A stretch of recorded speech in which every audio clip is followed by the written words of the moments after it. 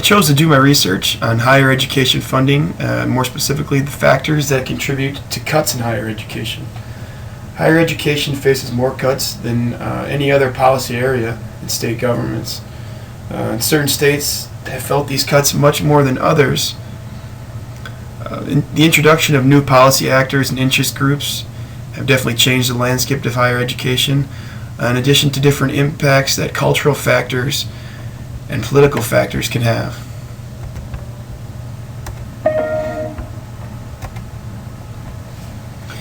In looking at the literature, we see higher education has become a partisan issue. We also see that higher education cuts directly correlate with cuts to overall state budgets. When the state budget is cut, higher education is usually cut right with it. National trends do exist, but each state does handle cuts differently. Doyle found that an increase in energy production correlates with an increase in higher education funding. Also, the political ideology of a state's populace, along with state legislature majority, can have a strong relationship with higher education funding. Universities have the ability to raise tuition and receive donations, which is one reason state governments feel that they can take from them. Interest groups have begun to play a very important role in higher education funding. It's an understudied but important area.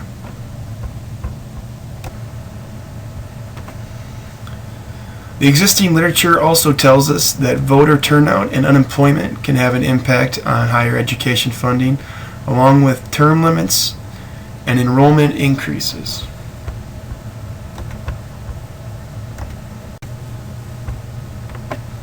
The research design was composed of 4 different states in a multiple case study.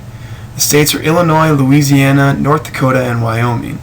I chose these states because North Dakota and Wyoming are 2 of only 3 states that have actually increased higher education spending, and Illinois and Louisiana are 2 states that have decreased higher education spending more than any other states.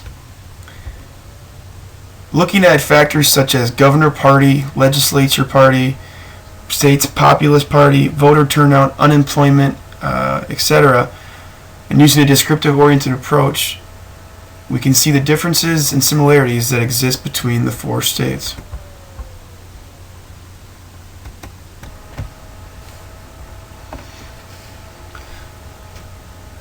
This is a table of the results of the multiple case study. It's important to look at the correlations between North Dakota and Wyoming, and then also the relationship between Louisiana and Illinois. North Dakota and Wyoming are both states that have increased higher education funding since 2008, and Louisiana and Illinois are 2 states that have extremely decreased higher education funding. We see that North Dakota and Wyoming have likewise populist ideology, governor party, and state legislature party. Also, we see that both North Dakota and Wyoming have low unemployment rates, in addition to no tuition raise.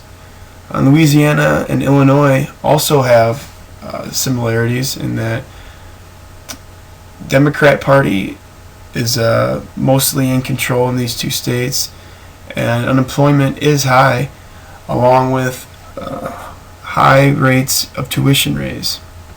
In addition, North Dakota and Wyoming both spend less than $1 billion on Medicaid per year, whereas Illinois and Louisiana spend $17 billion and $9 billion respectively on Medicaid each year.